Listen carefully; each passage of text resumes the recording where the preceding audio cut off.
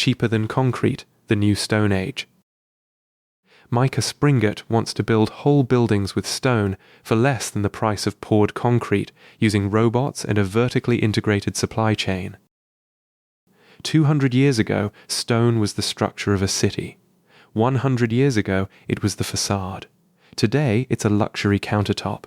Not because taste changed, but because humans got expensive.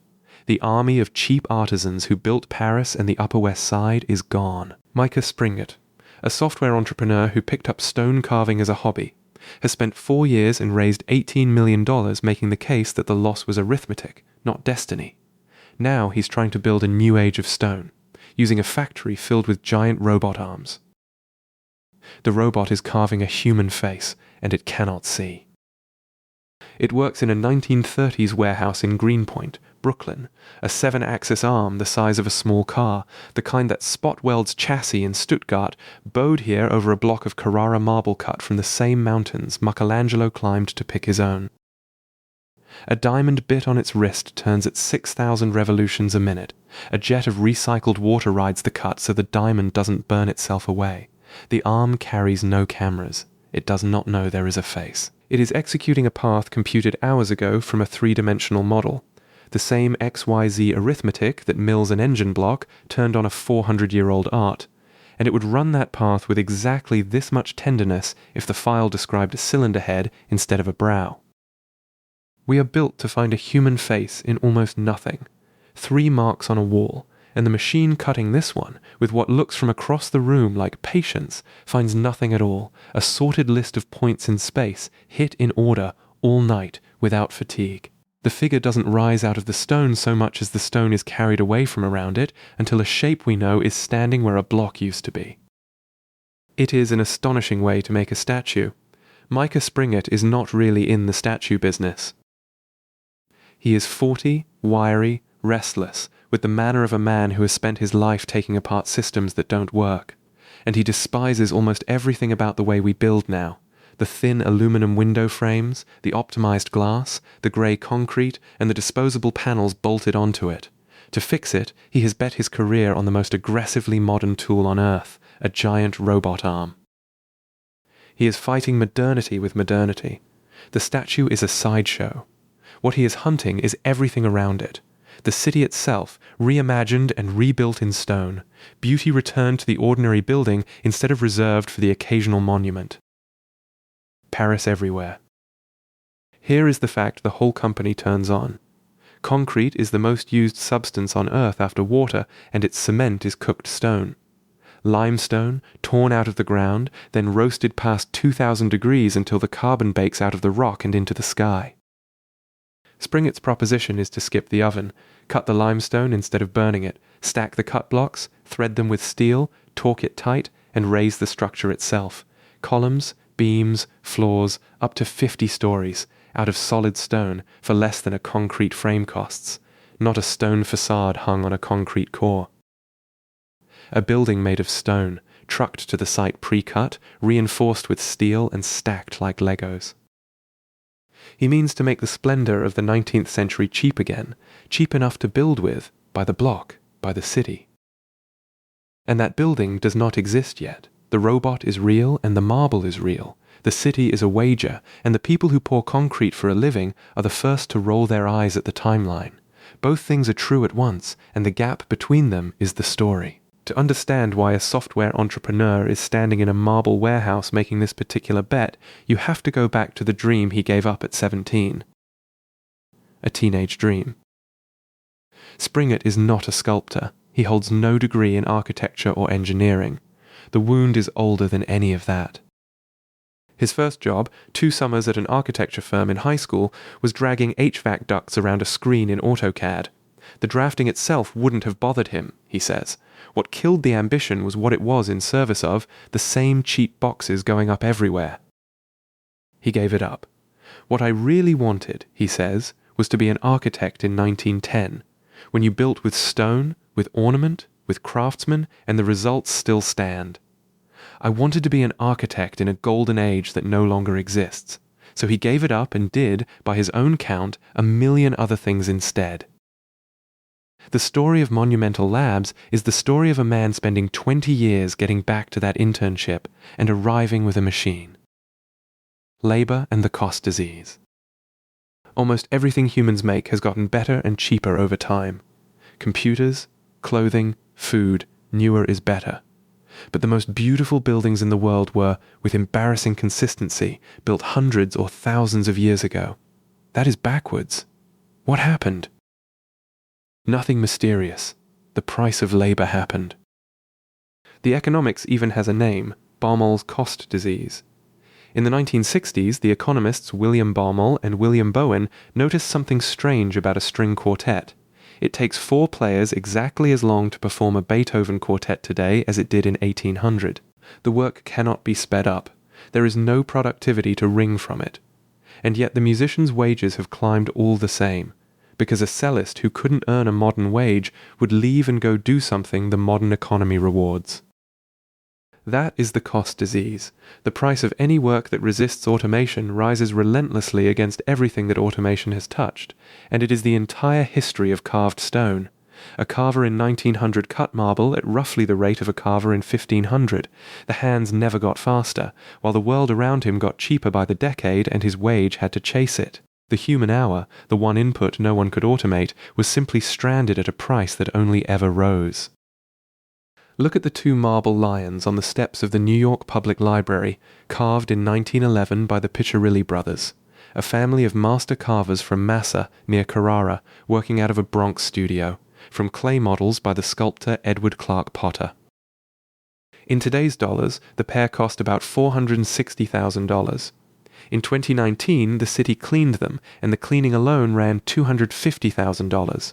A traditional shop asked to recreate the pair today would quote close to $1 million. Cheaper than 1911. Monumental can carve, finish, and install both lions now for $250,000 to $350,000, and Springett expects that to fall toward $150,000 as the robots scale. $75,000 a lion for 10 feet of marble. Read that again. For the first time in a century, the price of carved stone is falling. The architects tell a more flattering story, and it is partly true. In 1910, the Viennese architect Adolf Loos gave a lecture called Ornament and Crime, calling decoration primitive, a thing for savages and degenerates. The Bauhaus and the modernists took up the creed, stripped the building down to glass and steel and the right angle, and made cheapness a moral position. But Springett thinks the ideology arrived to bless a decision the spreadsheet had already made. Ornament didn't fall out of fashion and then vanish. It became unaffordable, and the philosophy came afterward to call the loss a virtue. The numbers are brutal once you put them in the same dollars. Blend the skilled and unskilled hands on a civic building in 1900, and on-site labor ran about $12 an hour in today's money. The same hour of union bricklaying in New York now runs about $130. There is the whole disease in a line, the identical human hour, for work that never once got faster, grown more than tenfold dearer in real terms, while everything machines could touch got cheaper around it. Springett makes it physical. The carved ornament that runs $1.800 a square foot today was, back when labor was the thing in surplus, the cheap part of the building. An army of cheap labor built the Upper West Side he loves, and that army is gone. The cost disease has only ever had one cure: productivity, a way to make the same thing with fewer hands. For 5 centuries of carved stone, there was never close to enough of it. The hand was the work, and the hand could not be hurried. That, Springett believes, is what the robot finally is. Not the first machine to cut stone, but the first one powerful enough to bend the cost curve. And concrete is built to die. The steel rebar that gives it strength eventually finds moisture, rusts, swells, and splits the structure from within. Every reinforced slab is on a clock, a lifespan measured in decades, not centuries. A career of killing middlemen. To understand why a software entrepreneur is the one doing this, follow a career that looks from a distance like a drunkard's walk and up close is a single instinct applied to ever larger targets. Find a system where a necessary thing is absurdly expensive, locate the bottleneck, and build a machine to destroy it. He didn't start in startups. He studied American history at Columbia and Chinese politics at Harvard, learned fluent Mandarin, and meant to advise the president on China, a plan that dead-ended in a windowless room in Virginia, reading classified cables as an intelligence analyst. The lack of sunlight was really depressing, he says. Groupon rescued him, almost as a joke. The company was about to go public and recruiting Americans to run its chaotic China unit, and Springett went to the interview figuring it would at least make a good story. The interviewer asked what number he'd need. Springett named a figure he meant in Chinese renminbi. The man heard it in dollars and slid the dollar number back across the table. 8x what Springett had in mind. "I'll take that job," he said. He was very good at it. Within 2 months, his sales team was the top grossing in the country. When the foreign management was purged, he was handed all of sales, 2,000 people, told to fire half and sell the wreckage into the 10-cent joint venture. He did, and walked away with the lesson that would define him. I love scaling companies. Day scaling companies is not fun, but wild and exciting just the same.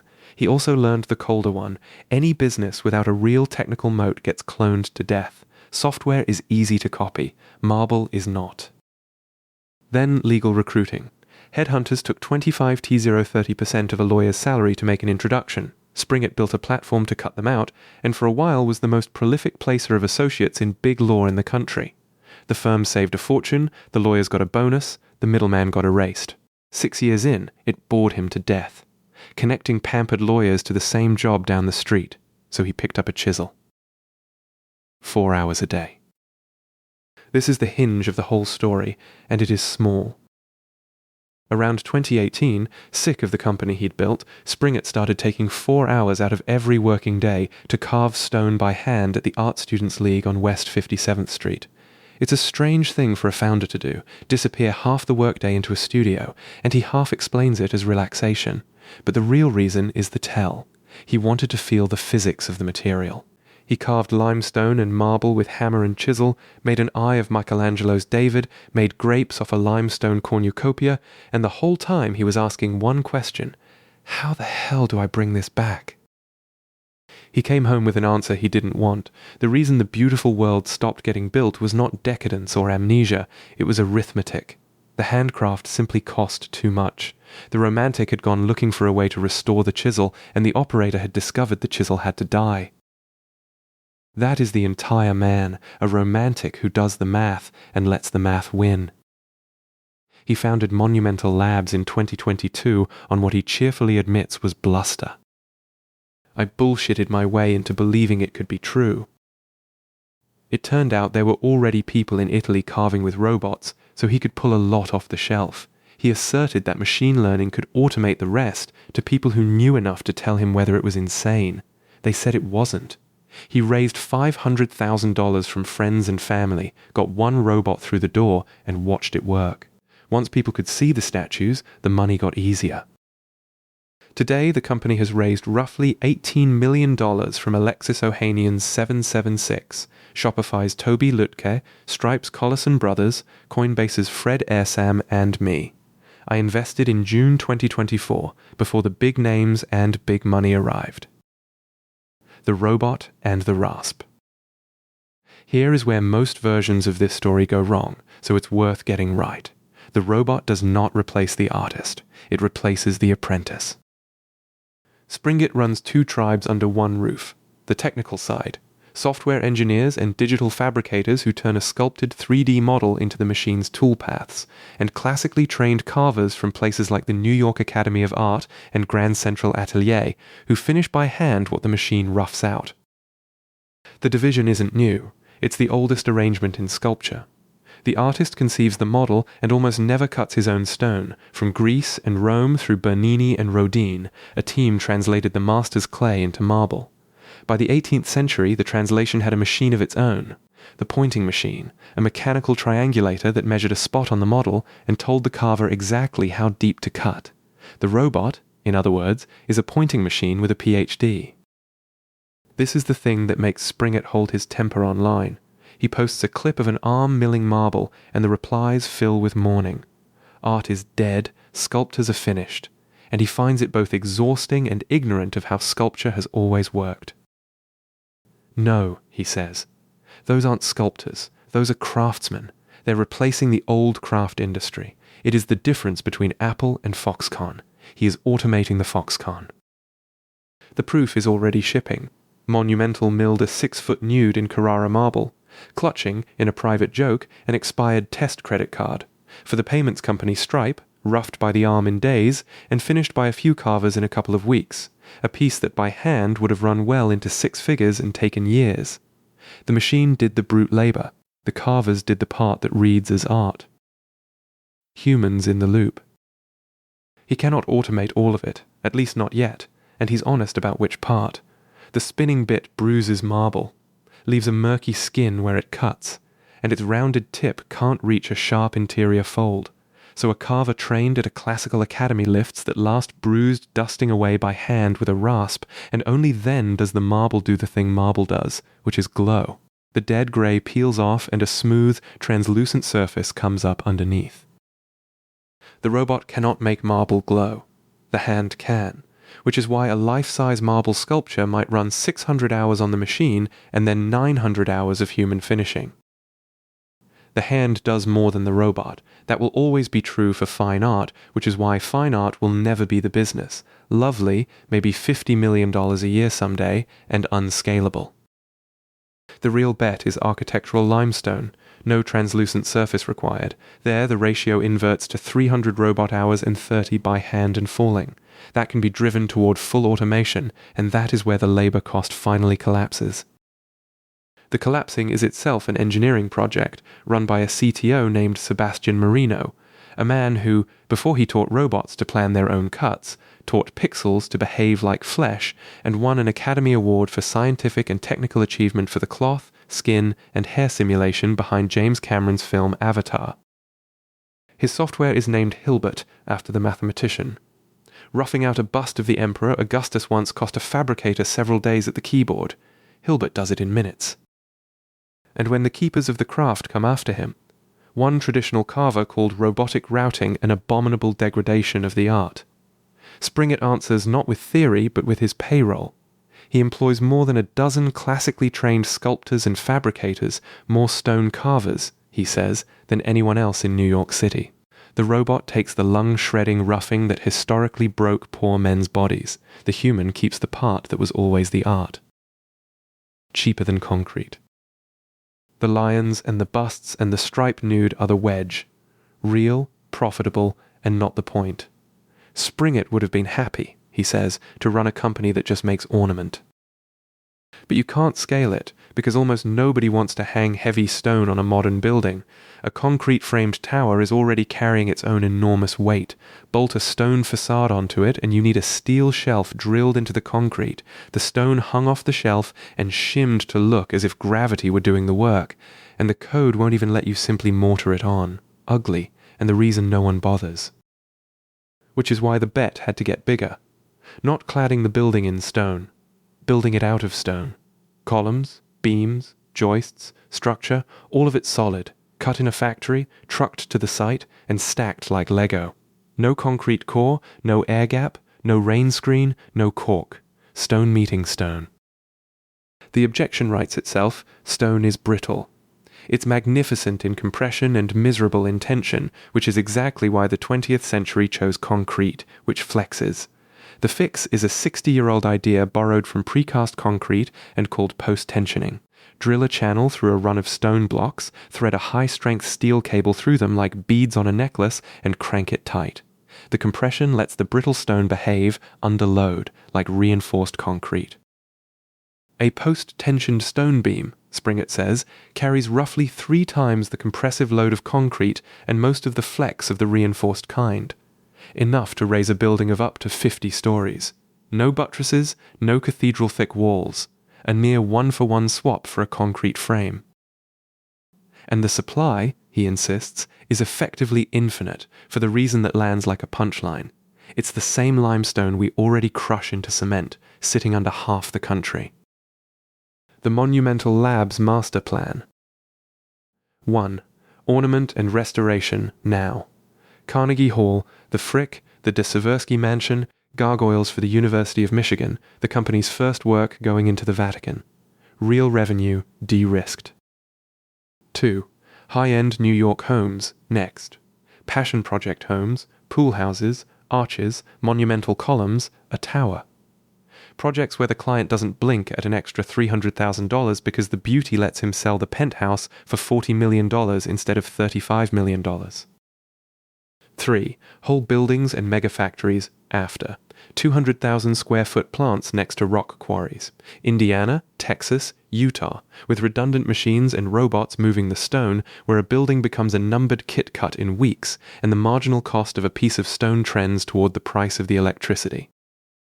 4. Paris everywhere, eventually. Stone at half the cost of concrete, by his projection, within a few years. We can build new Parises left and right. The establishment strikes back. When Springett went viral, claiming stone will soon beat steel and concrete on price, Brian Potter of construction physics printed the industry's reaction. Most folks in the building industry will immediately roll their eyes at this claim.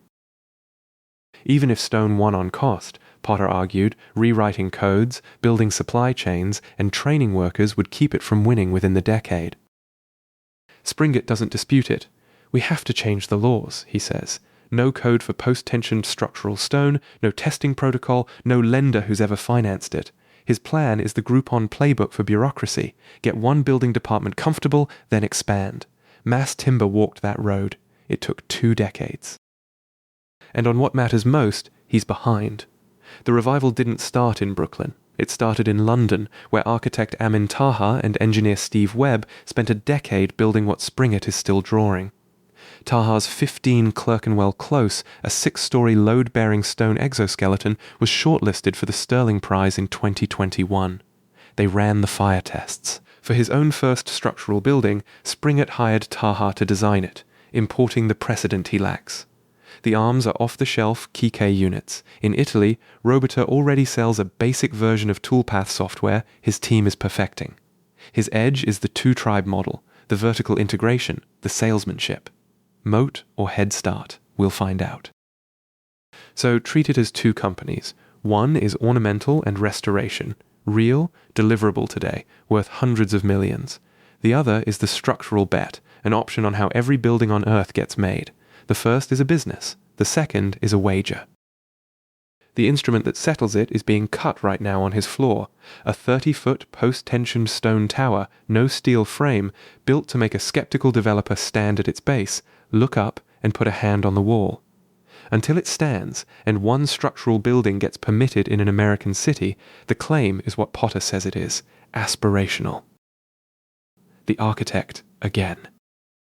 Late in our conversation, I told Springett what his own roadmap had made obvious. He's going to be an architect again, the childhood dream he threw out at 17. Yeah, he said, directing architects. That's the plan he can't quite keep the boyhood out of his voice describing. Find the 10 most brilliant young architects, the ones now paid $60,000 to move HVAC ducts around on CAD exactly as he was. Pay them whatever it takes, bring them in-house, and let them design insane buildings out of stone. A new golden age of civic splendor that puts Parthenon to shame. Monumental labs as the apple of a new stone age, powered by an army of soulless machines. He may be right. He may be a romantic who has, for the second time in his life, talked himself into something true. The arithmetic of the lions is real. It really is cheaper to carve them now than in 1911, and that genuinely is new in the world.